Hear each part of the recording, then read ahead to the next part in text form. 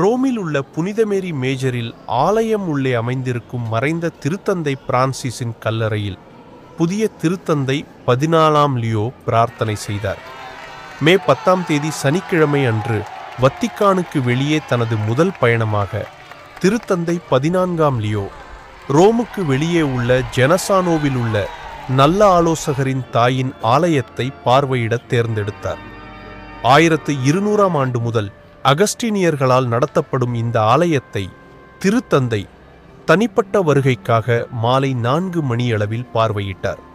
அதன்பின் வத்திக்கானுக்கு வெளியே தனது முதல் பயணத்தின் போது திருத்தந்தை 14ஆம் லியோ புனித மேரி மேஜர் பசிலிக்காவில் நின்று மேரி சாலஸ் போப்புலி ரோமானியின் அன்னையின் திருவுருவப்படத்திற்கும் மறைந்த திருத்தந்தை பிரான்சிஸின் கல்லறையிலும் பிரார்த்தனை செய்தார்.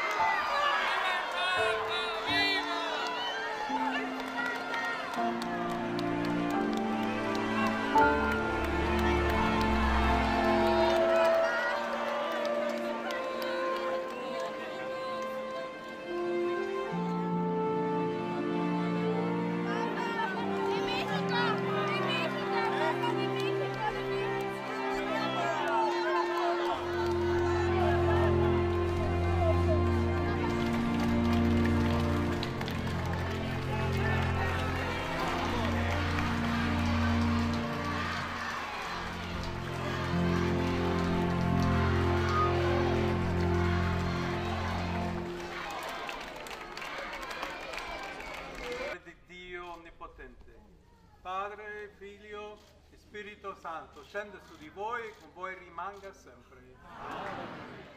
Grazie a tutti voi. Viva Maria! திருத்தந்தை 14ஆம் லியோ அவர்களின் செய்திகளை உடனுக்குடன் தமிழில் தெரிந்து கொள்ள அவர் காட் தமிழ் சேனலை சப்ஸ்கிரைப் செய்யுங்கள்.